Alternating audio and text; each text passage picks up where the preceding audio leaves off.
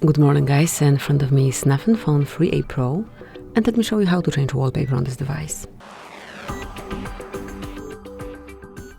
At first, open the settings, then find and select Custom, and here click on More Wallpapers to select the album from which you want to select your wallpaper.